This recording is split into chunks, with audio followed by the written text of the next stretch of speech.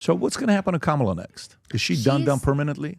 She doesn't think she's done. She just signed with CAA, just like Biden, and she's flirting with a run for governor. That's why she's out there doing word salads again. Did you see her latest one about the smell? It's embarrassing. I don't understand. What's going on in her head? It's very embarrassing when you see that. It's not even funny how embarrassing Pat, it is. what do you think the reason is for that? Is it like stupidity? Like, what's going on here? No, it's being too nervous to want to. She always tries to say a very epic thing. Like she's trying to be like, if you could only be here. Yeah. It is like so smell. And she's trying to be so dramatic. She doesn't need to be. She just needs to talk like a regular person. You don't need to be dramatic about it. She tries to be dramatic about it. Because when I speak with her on a one-on-one basis, she's not like this. But all of a sudden, whenever there's a camera in front of her face, she's like, I don't understand. You know what it's like? When she was in her 20s, a mentor told her something that she admired so much. Could have been the Willie Brown. The Willie Brown guy or somebody that said something to him. I mean, he was a heavy-duty guy. He was a very deeply connected in a deep kind of way. And, maybe he said something to her that stuck out until today. She thinks she needs to always show up when the camera's on. Could have been Montel, could have been somebody. Who knows what was said to her. It's very weird how she reacted. I do want to say that if you're 30-something or in your late 20s dating a 6-year-old or something, it does raise questions. What type of questions? Is it for political reasons that you're dating this guy? Especially if he happens to be the mayor of San Francisco? I mean, that's the obvious question, right? I think, and it's not misogynistic for me to raise that question. Because I would never, I don't want to go there but I just think it's very weird. You were like, yeah, I don't want to go there, but there's a 62-year-old guy that I'm talking to. It's really nice. I would actually think about going on a date with him. You're like, you know what, let me not put it out there. Exactly. You can read my thought bubble. What's so funny where you went? No, listen, look, the man's got a reputation. Okay, he's got a reputation. How she had these like no-show jobs, who were 6-figure, like it raises questions. I don't know what it was.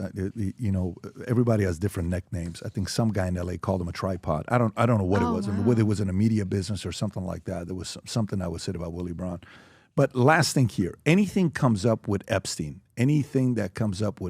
because these Epstein files, do you have an opinion at all? Hey, it's going to come out. No, it's not going to come out. Hey, this is what's going on. No, that's what's going on.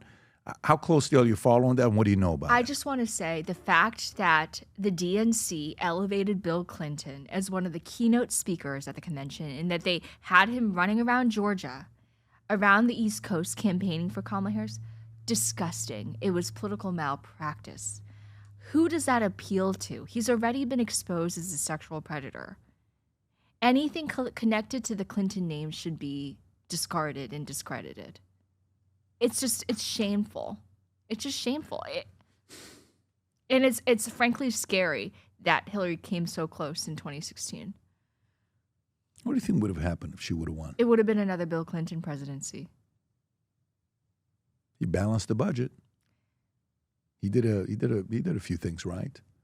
If you listen to some of his speech, I actually don't think it would have been Bill Clinton. I think he did some things right. There was a video that we watched play the other day about him saying, we have fired 300,000 government employees to be able to save money.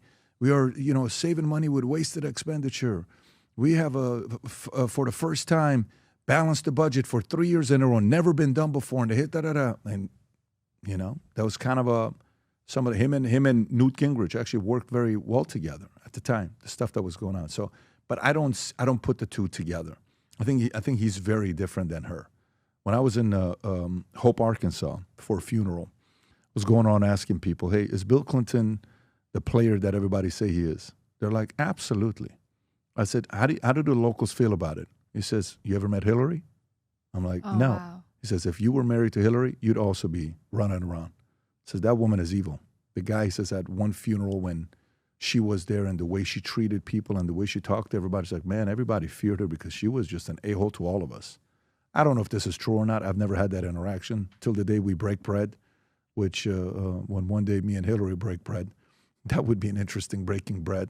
I don't know if I would eat the bread, but I think I would definitely have the conversation. You got to watch out for any. Can you imagine? It's like, don't take your eyes off the bread. Johnny, I'm okay with this, buddy. I'll just take the water. Or you know what? I'll just go across the street to 7-Eleven, grab a bottle of Topo Chico and come back and have a hot dog from 7-Eleven, and you can serve the oysters and caviar and whatever you want to serve. But Lindy, anything else you want to say to the audience before we wrap up? I just want to thank you. You've treated me with tremendous respect and graciousness. You and your staff, man, wow, the best staff in the world. This has just been incredible. Thank you for giving me a chance to share my story. You are a national treasure. Thank you for everything that you do. Your interviews literally shape international politics, not just within the confines of our country, but Brazil, everywhere, so thank you. And I loved your speech at CPAC. You absolutely crushed it. Thank you. I appreciate you. By the way, Lindy is on Manect. I'm sure there's a lot of questions people got. If you got any questions, you can go Manect Lindy. And she's officially on Manect. That's a nice dress right there. Oh, thank you. Yes. She's on Manect, guys. Go find her. We'll put the link below. Hey, guys, I'm so excited to be on Manect. I will answer any questions, no matter what it is, whether it be politics, sex, your love life, family issues, whatever it is, I'm here for you. I want to be your friend. I want to talk with you and understand you. So please reach out. I can't wait to hear from you. Thanks so much, guys. If you enjoyed this video, you want to watch more videos like this, click here. And if you want to watch the entire podcast, click here.